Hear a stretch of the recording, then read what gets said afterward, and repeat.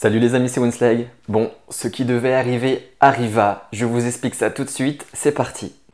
Les tutos de Winslag. Bon alors vous le savez, pour la plus grande majorité d'entre vous, j'ai fait une greffe de cheveux il y a plus de 2 ans, 2 ans et demi maintenant déjà. Donc bon, je ne vais pas tout vous réexpliquer parce que j'ai déjà sorti beaucoup de vidéos à ce sujet. Mais rappelez-vous, dans une des premières vidéos sur ma greffe, je vous ai expliqué que ma calvitie était logiquement stabilisée. Donc je ne remarquais plus de perte de cheveux dans la douche et je ne voyais plus d'évolution non plus. Mais j'avais également dit que ma calvitie pouvait reprendre comme ça du jour au lendemain pour m'embêter. Oui, en effet, et bien c'est ce qui se passe aujourd'hui. Bon alors, avant de vous expliquer ce que je compte faire, je vous montre tout de suite l'évolution. Donc comme vous le savez, mes cheveux greffés sont sur le devant, juste ici. Et quand je suis coiffé comme ça ne se voit pas, mais ma calvitie continue de reculer légèrement. Donc si je pousse un peu mes cheveux, ici, voilà, et bien là, comme vous pouvez le voir, on voit qu'il y a un vrai manque de densité juste derrière.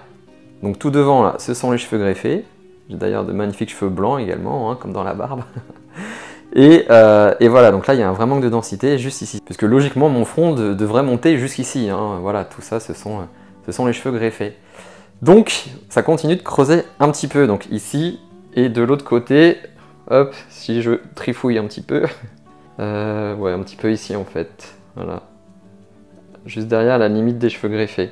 Et également au-dessus, juste là, au niveau du vertex, ici, un petit manque de densité. Mais bon, ça se remarque vraiment plus ici. Donc, quand je me recoiffe, voilà, j'arrive entre guillemets à le camoufler, ça se voit pas trop, mais ça commence quand même à se remarquer. Et là, vous allez me dire, à juste titre, mais tu ne prenais pas du minoxidil pour justement éviter que ta calvitie évolue? Alors oui, si vous me suivez sur Instagram, etc., j'ai déjà expliqué que j'avais arrêté parce que ça me saoulait d'en mettre matin et soir tous les jours, c'est assez contraignant. Puis j'ai remarqué qu'il y avait quand même pas mal de cheveux dans le bac de douche, du coup j'en ai remis matin et soir tous les jours. Et puis ça m'a encore saoulé de faire ça tous les jours, donc j'ai de nouveau arrêté, c'était il y a quelques mois. Là où ça a été très visible, l'arrêt du minoxidil, c'est justement au niveau de cette partie-là, au niveau du vertex. J'avais fait une vidéo justement pour montrer l'évolution gagnée grâce au minoxidil et j'avais vraiment gagné en densité. Donc j'ai reperdu cette densité-là suite à l'arrêt du minoxidil, mais comme je vous l'avais expliqué, le problème du minoxidil, c'est qu'on ne doit jamais arrêter. Donc clairement aujourd'hui, quelles sont mes options? La première, c'est de ne rien faire. Pour l'instant, comme vous pouvez le voir, j'arrive à le cacher, ça se voit pas trop, etc. Mais le risque, c'est que ça continue de se creuser et que ça commence à se voir vraiment beaucoup. La deuxième solution, plus radicale, je rase tout, voilà, on n'en parle plus. On est tranquille. Bon, ce serait un petit peu dommage après une greffe de cheveux, mais bon, c'est une solution totalement possible. La troisième solution, ce serait de faire tout simplement une autre greffe de cheveux complémentaire. Et c'est là qu'il est très important de bien gérer sa zone donneuse. Dans mes premières vidéos, je vous ai bien dit, faites très attention si vous voulez faire une greffe de cheveux, si vous passez le cap, n'allez pas dans l'excès et prenez soin de votre zone donneuse, parce que si un jour votre calvitie continue d'évoluer comme c'est le cas pour moi aujourd'hui, c'est hyper important d'avoir encore des réserves ici pour faire des retouches. Par exemple, suite à ma vidéo sur ma greffe de cheveux, il y a eu pas mal de personnes qui m'ont dit dans les commentaires pourquoi est-ce que tu n'en as pas profité pour te descendre encore plus la ligne frontale, pour te faire un petit mini front comme ça. Bon, déjà parce que je n'ai jamais eu de mini front, je voulais juste retrouver la ligne frontale que j'avais naturellement, et de deux, parce que si j'avais descendu ma ligne frontale très bas, il aurait fallu beaucoup plus de cheveux, donc j'aurais dû piocher dans ma zone donneuse. Et le risque, c'est que si votre calvitie continue d'évoluer et d'évoluer sévèrement, et bien malheureusement, vous n'avez plus assez de cheveux dans la zone donneuse pour pouvoir faire de greffes complémentaires. Et la quatrième solution, c'est de tester la trichopigmentation. Alors, qu'est-ce que c'est? Vous avez peut-être déjà entendu parler de la micropigmentation.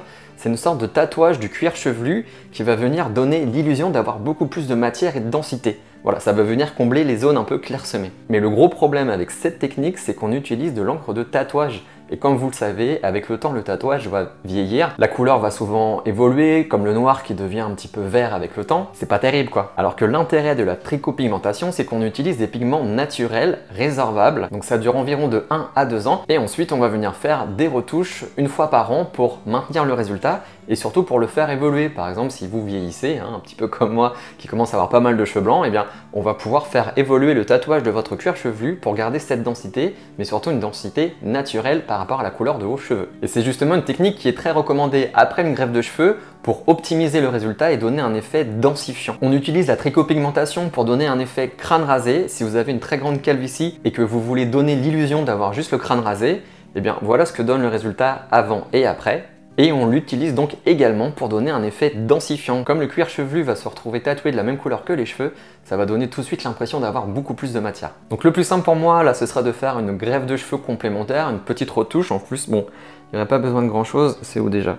Ouais, c'est ici, derrière, mais au moins ça permettrait, voilà, s'il y a un gros coup de vent, de ne pas voir la petite zone voilà, qui est un peu plus clair. Mais je me suis dit que la tricot-pigmentation pouvait vous intéresser et que ce serait intéressant de la tester vu que là, on pourrait voir le résultat avant-après avec mes petites zones à retoucher. Et du coup, j'ai décidé de tester ça. Comme ça, je vais pouvoir vous parler de la technique, du prix, est-ce que c'est douloureux, enfin, tout vous expliquer en détail. Donc, je ne sais pas quand sortira cette vidéo. Si vous ne voulez pas la rater, n'hésitez pas à vous abonner à ma chaîne si ce n'est pas déjà fait. Et n'hésitez pas également à me dire dans les commentaires ce que vous auriez fait vous à ma place, une greffe de cheveux complémentaire, de la tricot-pigmentation, un coup de tondeuse. Votre avis m'intéresse, alors n'hésitez pas à me le donner dans les commentaires. Voilà les amis, j'espère que cette vidéo vous a plu. N'hésitez pas à vous abonner à ma chaîne en cliquant sur mon avatar juste à droite ou à regarder une autre vidéo juste en dessous. À mercredi prochain pour un nouveau tuto les amis. Ouf!